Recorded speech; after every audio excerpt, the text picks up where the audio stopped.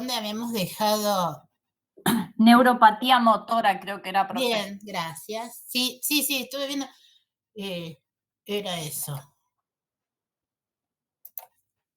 ver si me lo deja pasar. No me lo deja pasar.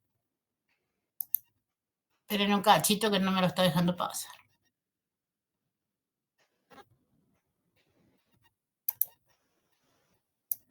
Bueno. No. Denme 2 segundos a ver qué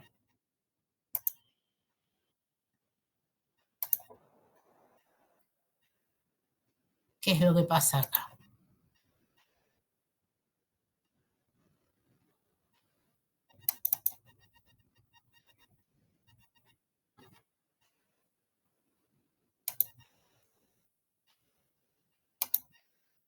No.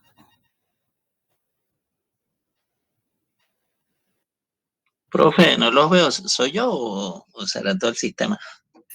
No, está medio lento el sistema, me parece, pero estoy tratando de abrir esta para compartir la pestaña y no me deja. Ahí está.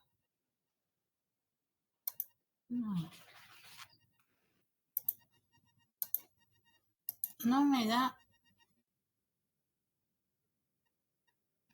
compartir.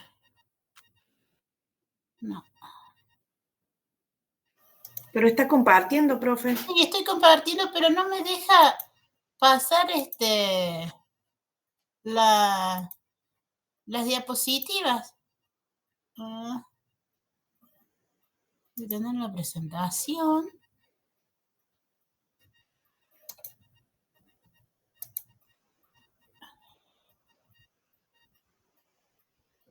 Ahí no se ve, ¿no es cierto? No. Bien. Ok. ¿Cómo hago para volver al Meet? Acá.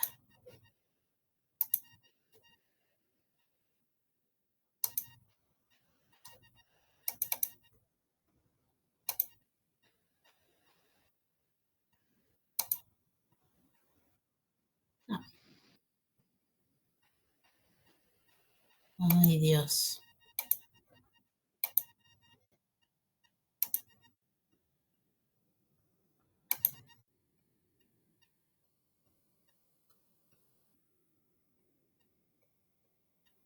Ahí está en compartir, pero no me lo deja pasar. Pruebe cliquear en la diapositiva 18, a ver si pasa desde ahí. Sí, no. Tampoco. No. A ver, ahí me puso a esperar, no necesita la compu lenta. A ver, denme 2 segundos, disculpen la demora.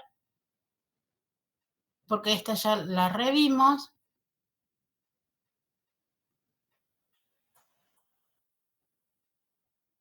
Ahora cerré, ahora esto.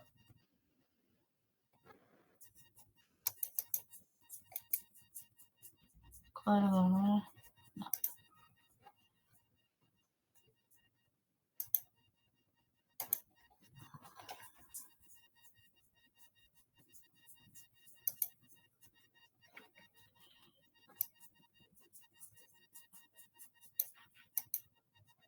Bien. Esto es.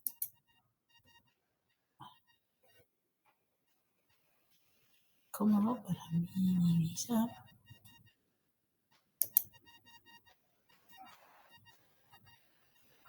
Acá lo minimizo. Y me voy acá de nuevo.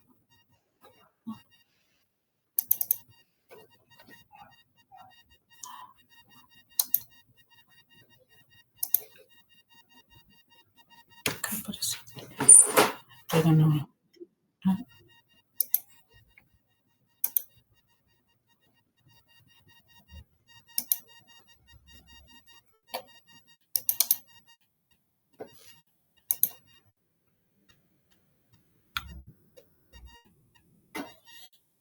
Bueno, acá hay algo.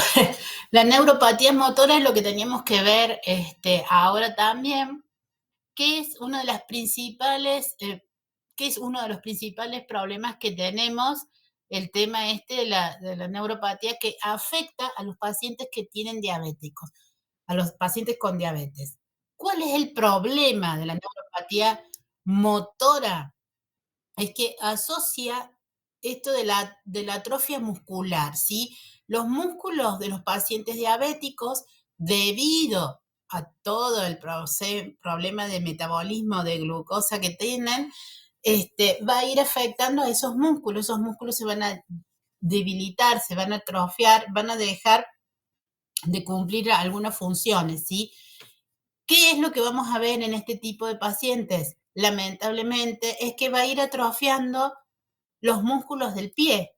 Entonces, a su vez, las partes ligamentosas también empiezan a no funcionar correctamente y vamos a ver las alteraciones de las dactilopatías, ¿sí? Va a afectar esas articulaciones que no van a poder, por general, lo que más vemos en el paciente diabético son los dedos en martillo o en garra. ¿Por qué se debe todo esto? ¿Sí? Porque hay una pérdida de estos músculos y esos músculos hacen que se pierda el control de todo el resto de las funciones. Eso es uno de los problemas que más vamos a tener en los pacientes con diabetes, ¿sí?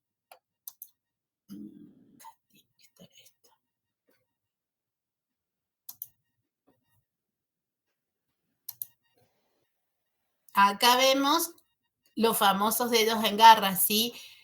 Noten todo lo que son la parte dorsal del pie, cómo está afectado toda esa parte ligamentosa y demás, cómo se va afectando. Miren cómo vemos ahí toda esta parte de dorsal con la parte de ligamentos y metatarsianos, ¿sí?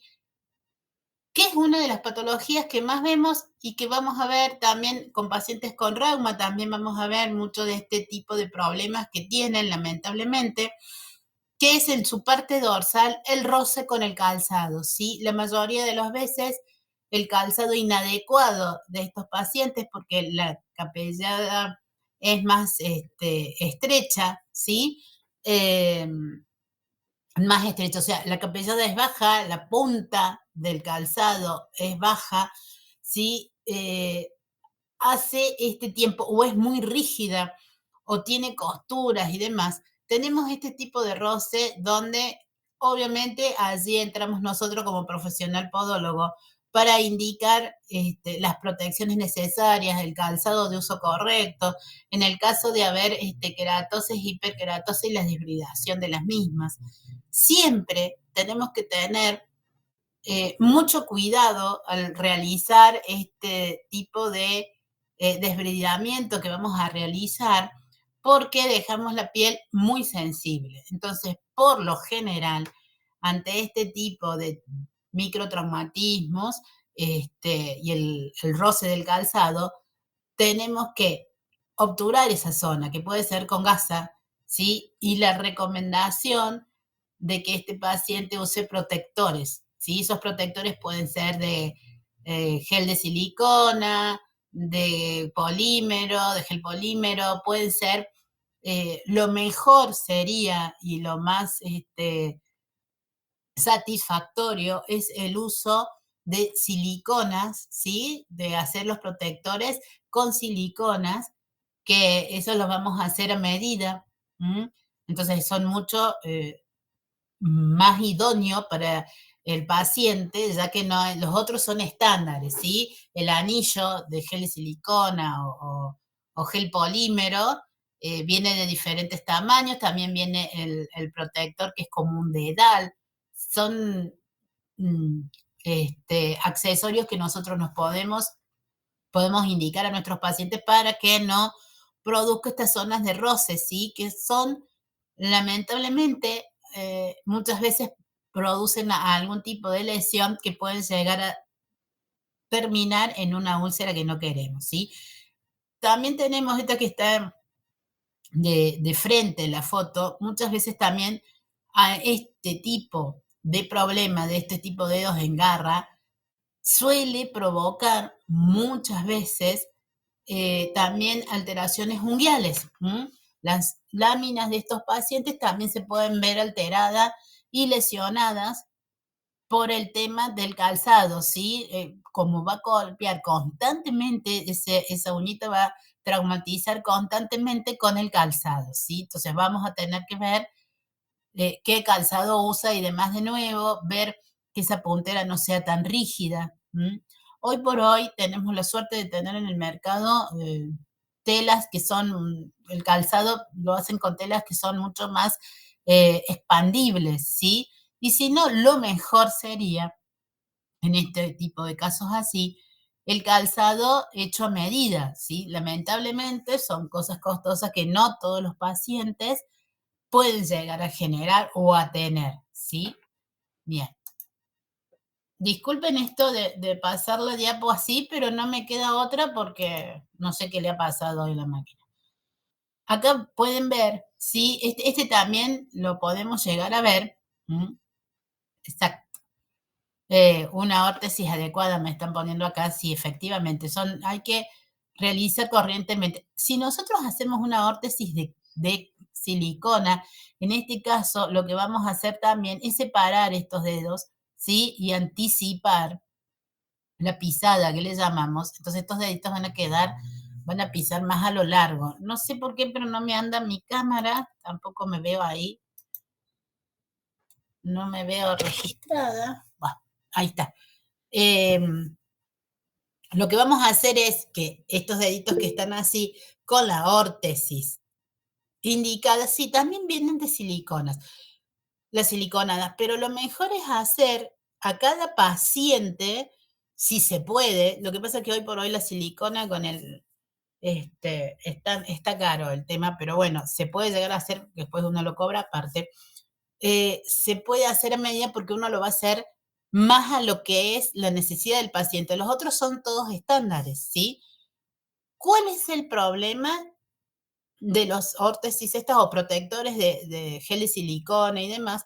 Lo que tenemos en contra es que eso genera humedad, genera transpiración. Entonces tenemos que indicarle muy bien a nuestros pacientes el tiempo de uso, un tiempo determinado de uso, porque lamentablemente eso nos puede llegar a macerar la piel con todo lo que produce en un paciente diabético. Entonces eso tenemos que tenerlo muy en cuenta a la hora de recomendar este tipo de órtesis, ¿sí? Sí o sí necesitamos hacer algo, porque estos deditos y demás se van a seguir lesionando debido, por lo general, y vuelvo a decir, el roce del calzado tiene que tener el calzado una pala muy amplia como para que no suceda esto, y a veces el paciente, bueno, le decimos del cambio de calzado, de que use el calzado adecuado, mostramos fotos, le mostramos cuál puede ser o cuál es el más óptimo, pero lamentablemente el paciente es como que no nos escucha del todo. Ese es un grave problema que tenemos, ¿sí? Otra solución es la quirúrgica, ¿sí? Un traumatólogo hace una cirugía percutánea que es mínimamente invasiva y por lo general lo que hacen es cortar ligamentos y este dedito vuelve a estar derecho. Entonces no va a tener ese problema con el tema del roce del calzado. También podemos ver estos pequeños, ¿sí? Lomitas apicales, por ahí también se forman, o estas queratosis, hiperkeratosis en los pulpejos del dedo, ¿sí? Esto también hace que se engrose la lámina. Muchas veces vamos a tener en conjunto este tipo de lesión de hiperkeratosis o queratosis más una onycausis producida por lo general por el tema del dedo en garra, ¿sí? Y el roce con el calzado.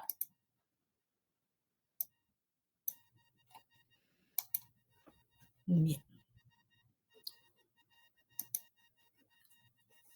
Esto, todo lo que hablamos antes, era la neuropatía motora, o sea, que lo que afectaba a nuestros músculos, y esa afectación de los músculos hacía que fuera perdiendo esa movilidad del pie. Sí, Silvia, Decime qué duda tenés, qué querés decir. Sí, perdón que la interrumpa No. y antes de pasar a la sensitiva. Sí, Al ser motora sí, y intervienen los músculos, el sí. tema de como una especie de rehabilitación con masajes y eso ayuda.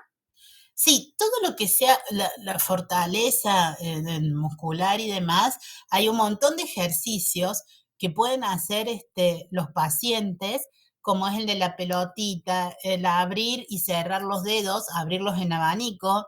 Después está el tema de la botellita, el tema del elástico, se puede poner un elástico, sí, en Alux, esos elásticos más gruesitos y separarlos con la mano, ¿sí? Entonces eso vamos a ir haciendo, se me traba la máquina, la cámara, y yo estoy haciendo los gestos con el dedo y no me van a ver, ahí está. Ponemos acá un elástico más bien gruesito y vamos con la mano estirando de ahí para poder abrir y que haga el alux haga este tipo de movimientos para ir fortaleciendo esa parte muscular. Hay muchísimos diferentes, sí, hay varios ejercicios que pueden hacer no solamente los pacientes con diabetes, sino la mayoría como para relajar y fortalecer la parte muscular. Uno de los signos que se pueden hacer, que podemos ver por el tema de a ver cómo está esta parte muscular, la sensibilidad motora, o sea, la parte sensitiva por la parte muscular, si bien podemos hacer un estudio, una evaluación del paciente con diferentes implementos para ver cómo está esa parte muscular, a ver si está disminuido, si está afectado o no afectado por la diabetes. Uno de los, no sé si lo habrán sentido nombrar, pero uno de los más comunes es el signo del rezo, ¿sí? De juntar las palmas de las manos. Acá no se me ve, ese es mi problema con el tema de las cámaras. Juntar con la palma de las manos, ¿sí? Juntar esta parte así, las manos bien apretadas, pero no se me va a ver a mí, por eso no lo estoy diciendo, pero con los brazos apoyados en la mesa, ¿sí? Si yo veo que el paciente puede juntar muy bien sus 5 dedos más las palmas de las manos que estén bien unidos, quiere decir que la parte muscular no está 100% afectada, ¿sí? Está bien. Pero si el paciente no puede hacer el signo del rezo, le llaman, este signo de rezo es porque en alguna medida tiene afectada la parte muscular y de allí en más se van a hacer otra serie de estudios, algo muy sencillo de poder hacerlo. ¿Está, Silvia? Bien. Sí, gracias, profe. No, de nada. Vamos a ver también la neuropatía sensitiva, ¿sí? Que también nosotros ahí jugamos un rol bastante importante en lo que es la prevención y la detección temprana, ¿sí?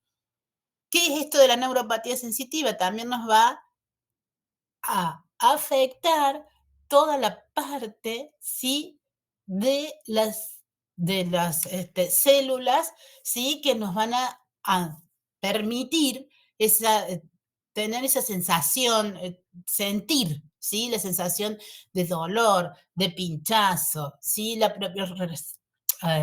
propiocepción, todo eso se va a ver afectado lamentablemente. Nosotros como podólogos hay un montón de pruebitas muy simples, que es lo que hablábamos la otra vez, para evaluar a ver en qué estadio puede llegar a estar ese paciente, ¿sí? Son pruebas muy simples que se pueden hacer. ¿Qué es lo que el paciente puede llegar a decir? Y de allí que nuestra anamnesis y el interrogatorio del paciente otra vez cumple un rol muy importante, ¿sí? Que es la existencia de parestesias, las hipoestesias. Va a sentir el tema de que el pie a lo mejor esté más caliente, ¿sí?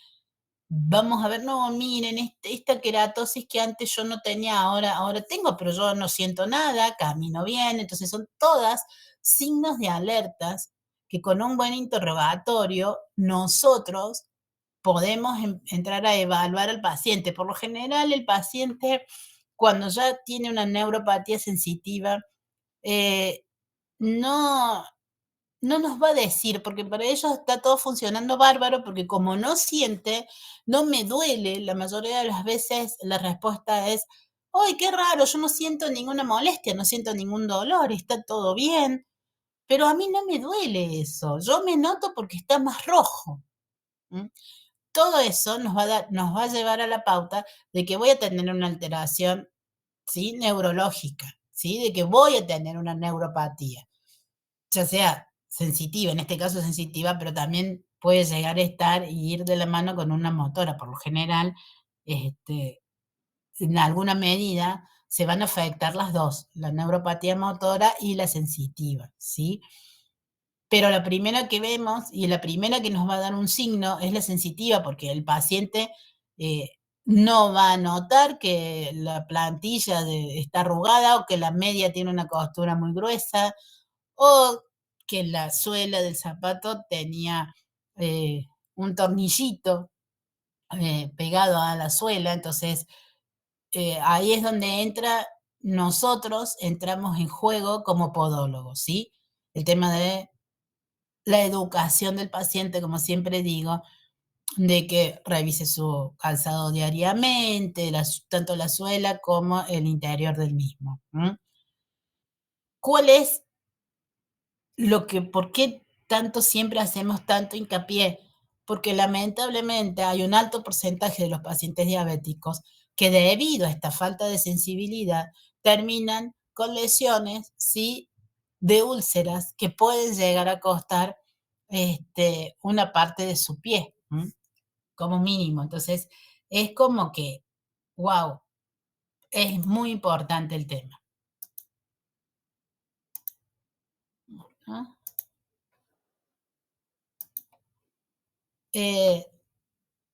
¿Cuál era el rol que estábamos hablando? ¿Cuál es el rol del podólogo, no? Ante una neuropatía, ¿sí? Que en realidad se lo puede llevar a otro nivel, pero en realidad ahora nos vamos a enfocar ante una neuropatía, ¿sí? Lo primero que siempre hacemos hincapié es en una correcta anamnesis, en tener un buen interrogatorio para el paciente. ¿Cuáles son lo que yo voy a tener que tener en cuenta? Es que si ese paciente tiene escozor, o sea, le pica, o tiene ardor, o tiene sensación de quemazón, o si siente o hormigueos, o si en un momento dado es como que tiene ¿cómo les puedo decir? Como si fuera un mocasín en el pie, un guante, que no sienten nada. Entonces, todo eso son preguntas que nosotros podemos hacer a un paciente con, por ejemplo, una diabetes tipo 2 de hace 10 años y que la verdad que él no se revisa correctamente sus pies y vemos que hay una dejadez y demás. Podemos hacer este tipo de preguntas y nuestro rol como agentes preventivos de salud es muy bueno y es donde nosotros tenemos que aplicar todo esto, ¿sí? Bueno, ¿cuál es el examen físico? Es lo que estábamos hablando antes, que los otros días vimos algunos de los elementos que era la sensibilidad frente al frío y el calor, ante el dolor, la sensibilidad vibratoria, la temperatura propia del pie, a ver si está aumentada o disminuida. Todo eso nos va a ayudar a una evaluación, a una correcta evaluación del pie neuropático, ¿sí? Estos son algunos de los puntos que algo ya también habíamos visto la otra vez. Esto sería la sensitiva, ¿sí? El pinchazón, el dolor, ¿sí? Ahí no estamos viendo frío-calor, sino que estamos con un monofilamento, ¿sí? Y esta es la vibratoria con el diapasón de 128.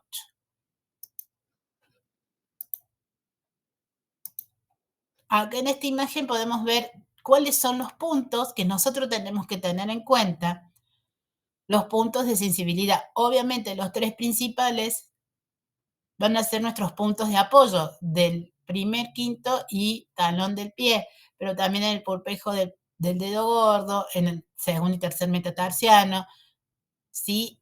Sí también es necesario tomar en la parte dorsal, sobre todo en lo que es la parte del hallux, ¿sí? Ahí también vamos a notar. El paciente no tiene que vernos, es lo que yo les decía, no, lo ideal sería que lo tuviéramos en una camilla acostado, cosa de que no vea cuando yo le digo, cuando yo voy haciendo esta determinación, porque si él ve, me va a decir sí, porque está viendo de que yo estoy pinchando, estoy ejerciendo una pequeña fuerza en esa parte del pie. Entonces yo necesito que sea fidedigno, yo necesito la verdad. Entonces lo ideal y lo correcto es que el paciente no nos vea cuando nosotros hacemos eso y que nuestras preguntas no induzcan a la respuesta del paciente, ¿sí? Por allí no nos damos cuenta y estamos induciendo la respuesta del paciente. Entonces, que las preguntas que le decimos, bueno, muchas veces la opción es decir, bueno, bárbaro, sí, siento, bueno, ¿a dónde lo sentís? Y por allí nosotros estamos un ejemplo, ¿no? En el primer metatarsiano y él nos está diciendo, no, que es en el segundo. Bueno, no nos va a decir que es el primero, segundo metatarsiano, pero nos va a decir que es el segundo dedo en vez del primero, ¿sí? Entonces esas son pequeñas cositas que nos va a guiar el estado de la sensibilidad, de la parte sensitiva del paciente. Bien. Ahora vamos a ver otra de las grandes complicaciones que tiene la diabetes, que es el pie de Charcot. El pie de Charcot no es que solamente afecte a personas con diabetes, ¿sí? Es una osteoartropatía neuropática. En este caso sí vamos a ver la diabética porque obviamente estamos viendo diabetes, ¿sí? El pie de Charcot es una complicación que vamos a observar bastante en los pacientes diabéticos, ¿sí? Bueno, acá hay una breve reseña histórica de cómo se fue hablando del pie de Charcot, ¿sí? A través de los años. Estamos hablando, miren, desde el 1700, de allí en adelante. Osteoartropatía, o sea que afecta la parte ósea más la parte articular. Eso es lo que vamos a ver. Esta parte que es histórica, o sea, un poco de historia, más o menos cómo van pasando. Primero era con una enfermedad venérea, después con la sífilis, que es venérea, ¿no es cierto? Es una infecto contagiosa. Y después, en 1936, ¿sí? Que dice que casi exclusivo de la diabetes, pero no es así. Hay otro tipo de patologías que también nos pueden dar la afección de pie de Charcot, ¿sí? ¿Cuál es el mayor problema que vamos a tener acá? Es la deformidad que se produce en ese pie. Y esa deformidad hace que el paciente no pueda caminar correctamente, hace los huesos muy frágiles, hay fracturas espontáneas, con todo lo que ello implica, ¿sí? Hace lesiones, hay úlceras, hay infección. Muchas veces, lamentablemente, llegan en un estado que no queda otra que amputar ese miembro, ese pie. ¿Dónde está el tip para esto? ¿Sí? Primero va a ser el aumento de temperatura del pie, que es unilateral, es de un solo pie, ¿sí? Puede llegar a afectar, o sea, afecta primero un pie y después pasa al otro, ¿sí? Eso va a ser una de las características. Entonces, primero vamos a notar un aumento considerable de la temperatura. ¿Estamos? ¿Qué es lo que va a hacer el profesional médico ante una sospecha de que puede llegar a estar ante un pie de Charcot? Lo primero que se realiza es una RX. Y en base a esa RX dan la terminación del diagnóstico de que si es un pie de Charcot o no, ¿sí? Acá habla de lo que se puede llegar, qué es lo que pasa con ese pie de Charcot. Hay luxaciones, subluxaciones, fracturas espontáneas, todo eso. ¿Y qué va a hacer? Después hay una consolidación ósea de esas fracturas espontáneas que hacen una malformación. Entonces vamos a ver un pie totalmente deformado, con el problema que ello lleva a calzarse y demás. Tiene una etapa aguda y una etapa crónica. La etapa aguda es cuando empieza ese Charcot, que lo primero que tenemos que hacer es parar al paciente. Ese paciente tiene que tener un reposo de ese miembro. Con ese pie no puede pisar. Vienen se le pone la botita para que ese paciente se inmovilice, ¿sí?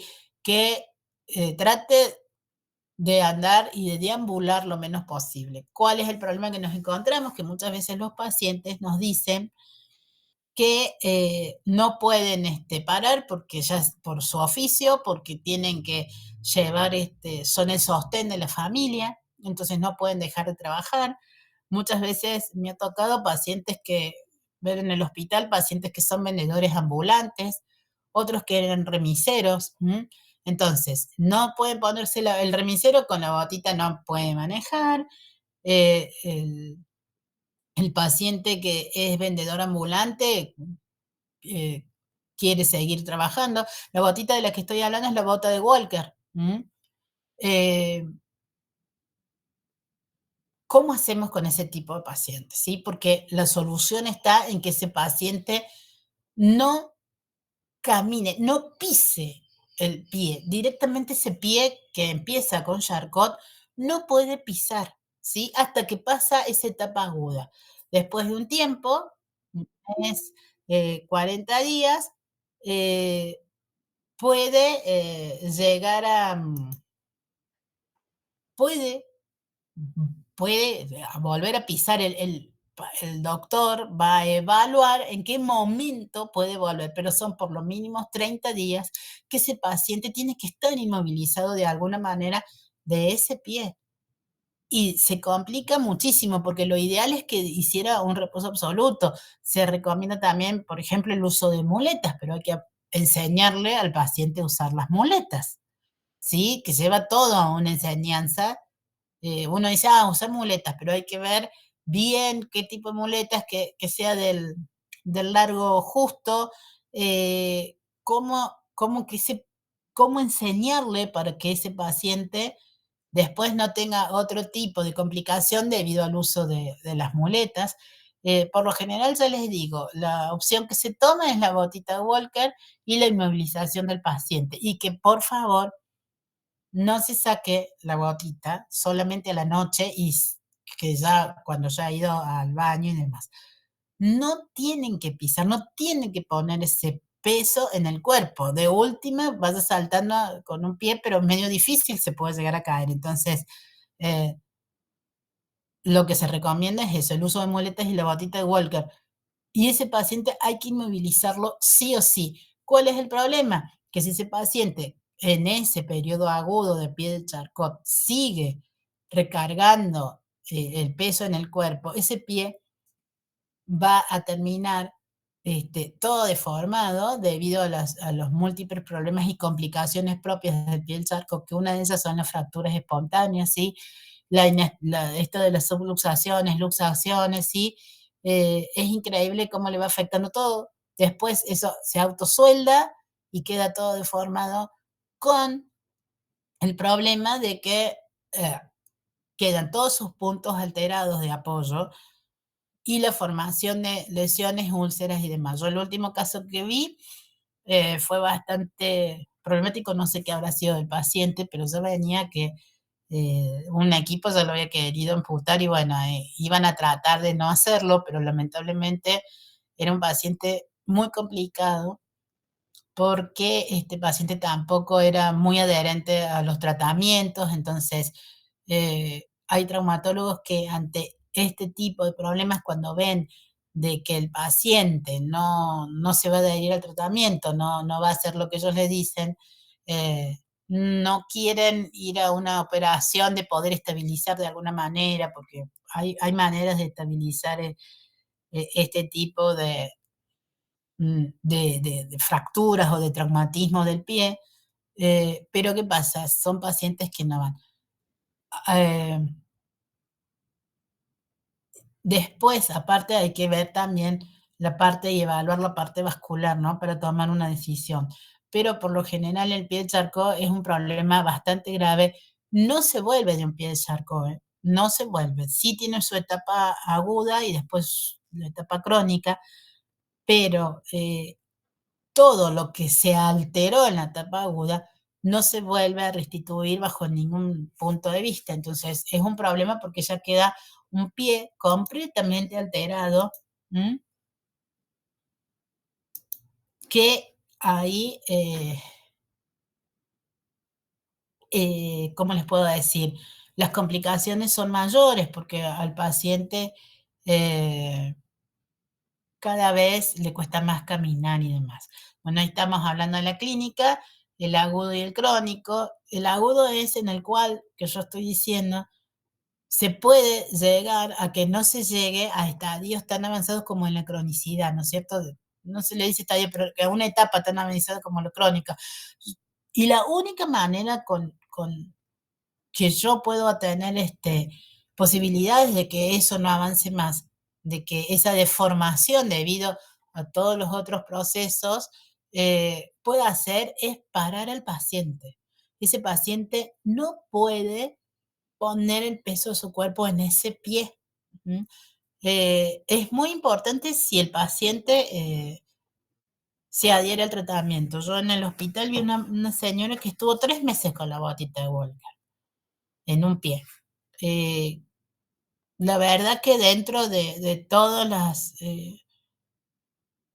a ver, de todos, cómo se podría haber llegado a formar, era un pie de Charcot, es un pie más ancho, ya vamos a ver fotos, es un pie más ancho que, que el otro pie y demás. Esta señora le habían podido frenar bastante el tema ese, estuvo 3 meses. A los 3 meses le dieron el alta entre comillas, ¿no? Le permitieron sacar la bota y volver a caminar. Obviamente tuvo que cambiar el calzado y demás, un calzado más ancho que se adaptara mejor a ese pie. Y a los, no me acuerdo, pero creo que fueron a los 3, 5 meses, tuvo que empezar otra vez con la botita de Walker en el otro pie, porque le había empezado, había hecho charco en el otro pie. Entonces, ese paciente lamentablemente, bueno, fueron 2 veces, pero gracias a Dios, con ella dio resultado, pero era una paciente que no se levantaba sin la bota, era muy consciente de esto. Profe, una consulta. Y ¿Este tipo de pie se da en una determinada edad o puede darse algo genético o se da, no sé? esta alteración, Sí. si hablamos de lo que es diabetes, es después de 10 años de un proceso de una diabetes 2, por lo general está asociado, me están hablando ahí, no sé, por lo general está asociado que no pueden controlar bien la glucosa, a un mal control de la glucosa, entonces el pronóstico es bastante jodido, se asocia a todo eso. Por lo general es a partir de los 10 años de haber sido diagnosticado con diabetes, podemos llegar a tener un pie charco. Ah, bien. No es que, a ver, no es que tengas una edad o demás, ¿sí? Claro. Podés tener un pie de charco en una persona más joven debido, ¿no es cierto? Pero todo está relacionado. Cuando hablo de un pie de charco en diabetes, tiene esa característica. Es Bien. como llegado a los 10 años de haber sido diagnosticada una diabetes, si no está bien tratada, empiezan todas las complicaciones. ¿Sí? Ah, bien. Ahora sí. Una de ellas es el pie de Charcot, que es muy importante, vuelvo a decir, la prevención, porque muchas veces como el paciente no va a dar mucha bolilla o le va a decir, ay, vos sabés que me empezó a molestar, y esa molestia puede llegar a ser una luxación que haya tenido el pie porque ya empezó con el pie de Charcot. Entonces, cuando el paciente da la voz de alerta, ya es que lo tienen. Si uno va haciéndole la toma de temperatura, porque puede llegar a sospechar que estamos ante eso, vamos haciendo la prevención. Pero por lo general el pie de Charcot, la mayoría de las veces que yo pude a ver, que estuve con los doc y demás, la mayoría de las veces fue porque el paciente sentía molestias y empezaron a ver eso. Les hacen una RX y ahí saltó, ¿sí? La mayoría de las veces viene por allí, que ven esas luxaciones y subluxaciones. Y lo principal es el aumento de la temperatura, ¿sí? Que en un pie neuropático yo voy a tener un aumento de temperatura, pero en este caso en especial va a ser unilateral, va a ser uno de los dos pies, ¿sí? Acá hay Profe, Sí, Analia. ¿eso es un hueco que tiene en el pie? Sí, eso es una úlcera, un mal perforante plantar, ¿sí? Esto es, Pero, ay, no se me asusten, no es que lo vamos a ver, todas estas cositas, no es que en nuestras consultas lo vamos a ver, ay, no. Yo este tipo de lesión así lo he visto y lo estoy viendo, pero porque estoy con los doc y en el equipo bueno, en el Rawson y ahora con el doctor Vivero, pero porque él se especializa en curar este tipo de lesión que se hace por otras causas. No, perdón, pero ahí está, no lo silencio. Hay úlceras que se hacen en el miembro inferior por problemas vasculares, ¿sí? Esta es una neuropática y es un mal perforante plantar. Este es un pie de Charcot. ¿Cuál es el problema de los pies de Charcot? Que nos terminan haciendo esto. ¿Y esto qué pasa? Se infecta. ¿Qué terminan? Amputando. Entonces, todo esto es lo que nosotros tenemos que prevenir. Esta es la gotita de Walker, que hay de diferentes tipos, más altas, más bajas. pero esas heridas no cierran. Estas heridas, mientras el paciente pise, nunca va a cerrar. Ah, Esto pero hay que aislarlo, ¿sí? Esto, ¿sí? Es fieltro, que es muy bueno.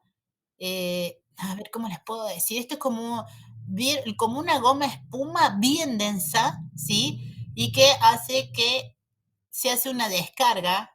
Esto yo lo he estado haciendo. Esto se hace una descarga, esto está hecho a medida.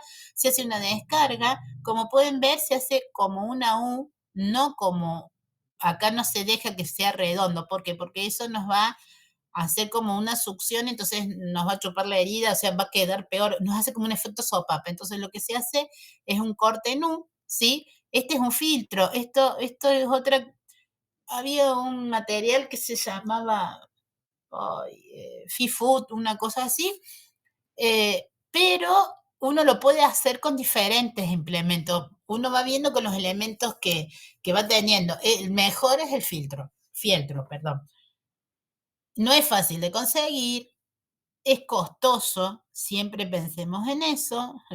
Lamentablemente tenemos que ver el tema hay que ser honestos, hay que ver el tema costo-beneficio y también la posibilidad del paciente, porque nosotros por más que nos querramos hacer cargo, podemos llegar a hacer 1 o 2, pero yo se los tengo que cobrar al paciente porque el fieltro es sumamente costoso, es muy difícil de conseguir, pero puedo ir viendo otro tipo, ¿sí? De material para hacer las descargas. Muchas veces acá juega la inventiva de cada uno de nosotros, ¿sí?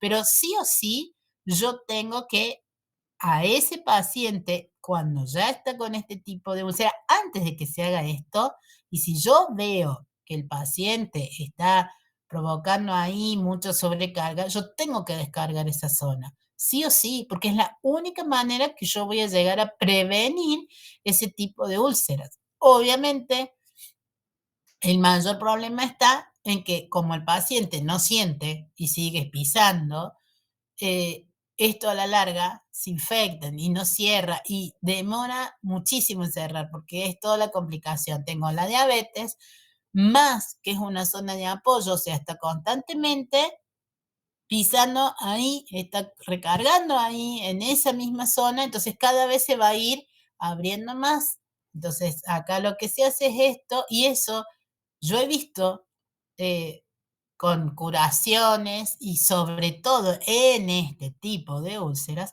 de malperforantes plantares, que el tema de las descargas y que el paciente no deambule tanto, es increíble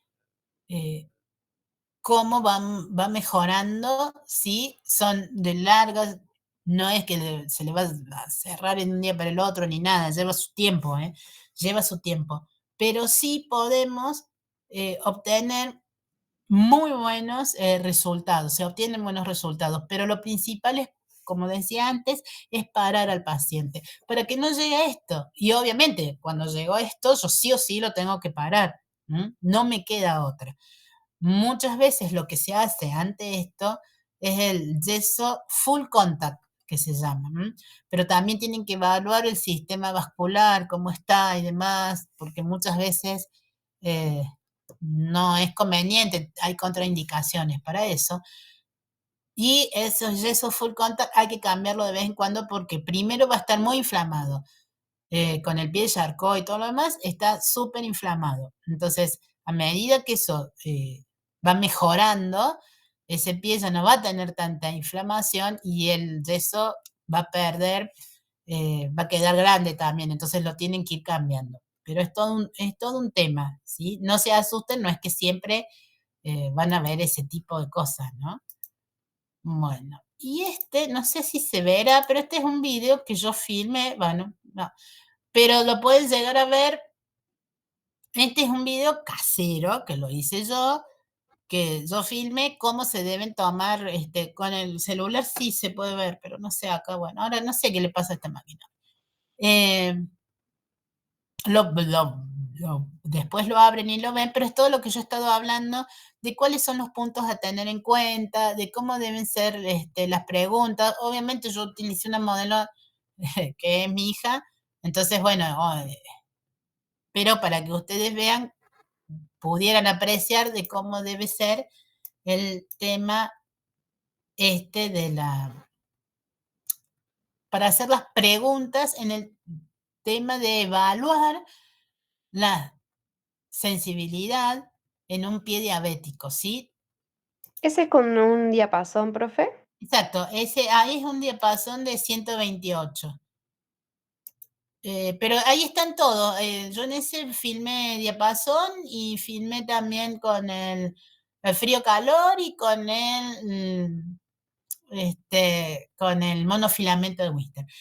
Y bueno, este es no se ve bien, pero no sé por qué, bueno, acá no me da el play, pero en el teléfono sí. Ese es el doctor Vivero con el doc que yo trabajo, que allí hace el índice, tobillo, brazo, y él les explica ahí muy bien, no lo compartí ese. Él va explicando de cómo se toma el índice tobillo-brazo y qué es lo que hay que tener en cuenta para que esa determinación sea buena, ¿sí? Entonces, la idea es que entre la toma del índice tobillo-brazo, yo voy a evaluar la parte vascular del paciente, más la parte de la neuropatía, yo ahí voy a poder hacer un score entre estos dos técnicas, yo voy a poder hacer un score y evaluar el riesgo de ese pie diabético, ¿sí? De a ver qué son los cuidados que tiene que tener. Yo como podóloga, la prevención, decir esto, el otro, que el cambio del calzado, que realizar una descarga. Muchas veces tenemos los dedos en garra o la segunda y tercera cabeza metatarsal, que por lo general así también se nos hace el mal perforante plantar.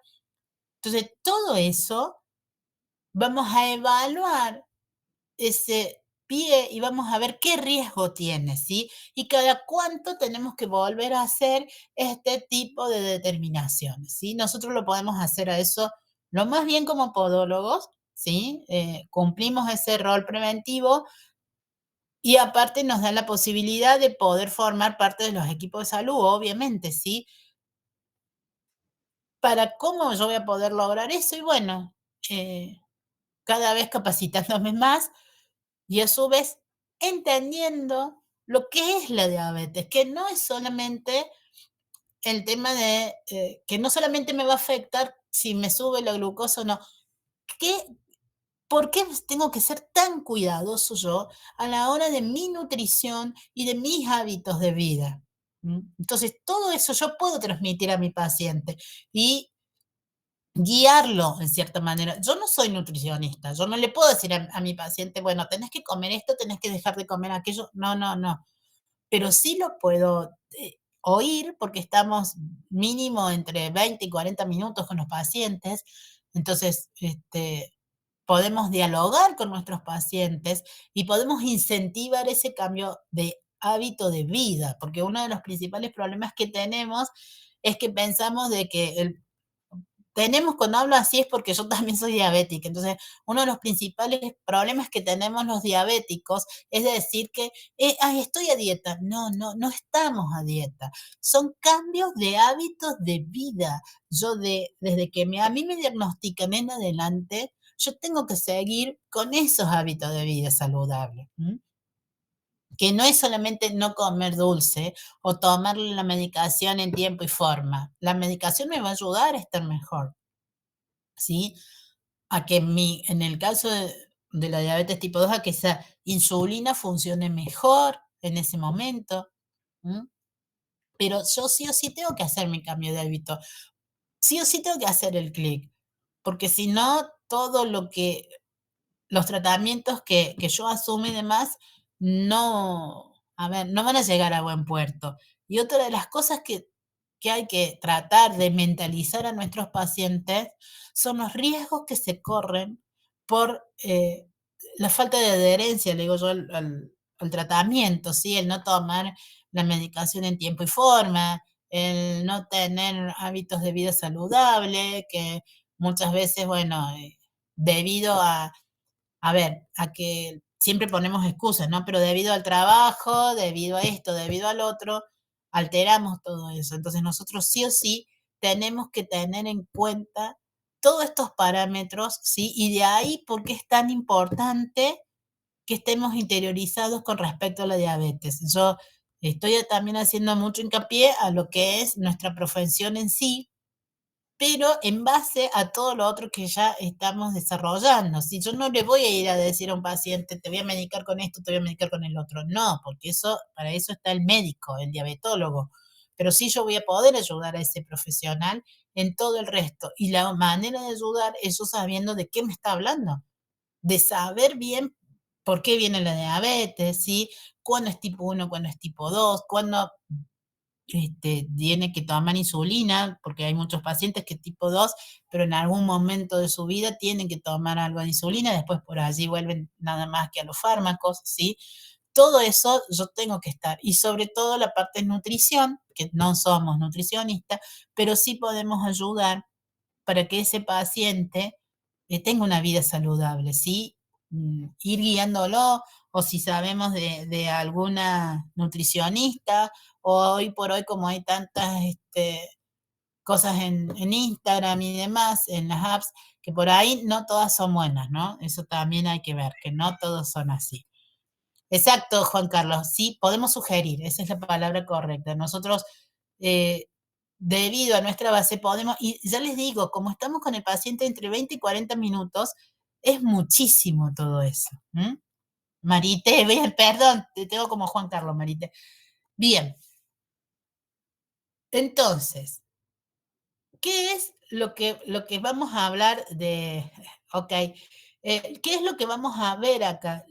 Siempre que hablamos de atención, hoy por hoy la atención se divide en primaria y secundaria, ¿sí? Y de alta complejidad. ¿Dónde entramos nosotros? ¿En qué nivel? En la atención primaria, ¿sí? Porque somos, vuelvo a decir, uno de los mejores agentes de prevención para evitar que ese paciente tenga complicaciones en el pie. Nuestro campo es el pie. Entonces, yo voy a evitar que ese paciente desarrolle las úlceras, ¿sí? Desarrolle esas lesiones que lamentablemente a la larga llevan a la morbilidad o mortalidad, ¿sí? nosotros tenemos que lograr que ese paciente, aunque tenga 40 años de diagnóstico de esa enfermedad, no llegue a tener lesiones en el pie, ¿sí? Eso es fundamental. ¿Cómo lo vamos a ayudar? Con todos estos métodos de prevención y trabajando correctamente. Y en el momento que creamos oportuno, hacer una derivación y una interconsulta, ¿sí? ¿Por qué se habla tanto esto de la atención primaria y de la prevención y demás?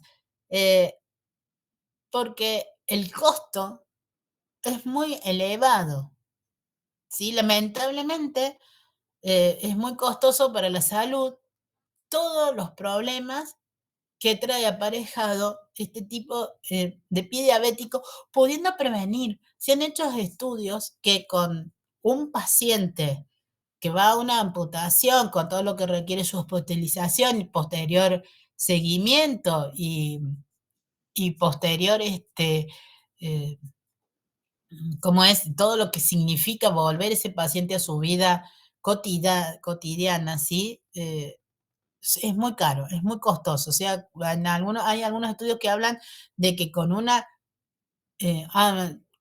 hospitalización más la amputación y todo lo que se refiere a la recuperación de ese paciente, se pueden prevenir ese costo, ¿no? Es igual a prevenir, dedicárselo a 6 o 7 pacientes para la prevención. Entonces, calculen, con el costo de un paciente, yo puedo después prevenir a 10. Entonces, ahí el costo-beneficio es mucho y por eso es que se hace tanto hincapié en lo que es la prevención y la detección temprana para estas alteraciones. Bien, ya estamos en hora, nos vamos a ver si Dios quiere el lunes que viene, lunes 10 de junio. Si tienen alguna consulta, las escucho, los escucho. Vení acá, por favor. Sí, Silvia. Profe, ahí mi consulta es sobre el dolor. Cuando tomamos el tema de la sensibilidad del dolor, ¿cómo hacemos para tener en cuenta más que nada el umbral del dolor? Porque tampoco todos tenemos el mismo umbral. No todos tenemos el mismo umbral. Cuando tomamos la sensibilidad, lo que yo voy a tomar no es en realidad el dolor que siente el paciente, sino yo voy a tomar si ese paciente siente la diferencia entre el frío y el calor, si ese paciente siente el pinchazo que yo le doy, que es con el monofilamento, que es mínimo, ¿no es cierto? No es un dolor agudo. Hay diferentes escalas de dolor. Por lo general, pero no es cuando nosotros tomamos la parte de la sensibilidad, ¿sí? Para preguntar yo si un paciente siente dolor en el pie, que es lo que hablamos con el pie de Charcot, yo puedo, a ver, una escala del 1 al 10, ¿cómo valorás vos tu dolor?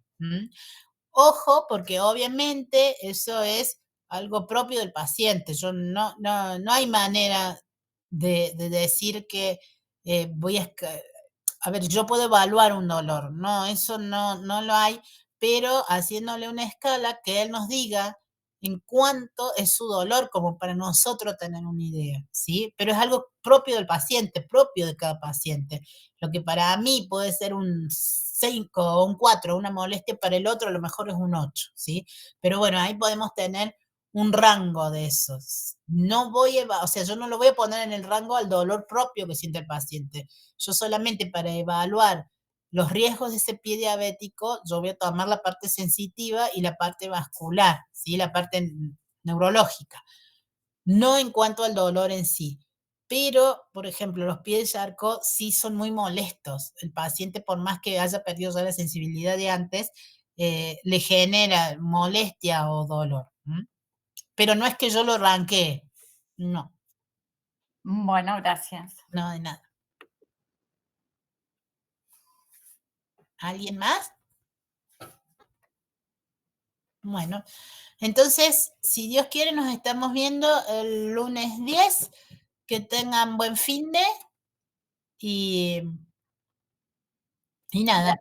Gracias, profe. Ahí una compañera pasó Gracias, en profe. un grupo Gracias, profe. Gracias, profe, Adiós. igualmente para usted. Gracias. ¿Qué? Unas imágenes de pie de Charcot. De pie Charcot. Bien, Sí. sí. Yo les voy a poner más. Lo que pasa que, bueno, esas son las que tenía, pero yo les No, cuento. o le sea, comentaba porque usted está en el grupo para que después de todo caso bien. pueda- Sí, no lo tengo ahora habilitado. Sí, yo ya después lo veo y lo comento en el. Bárbaro, gracias. No, de nada. Adiós. Chao. Nos Nos vemos. vemos, profe, gracias.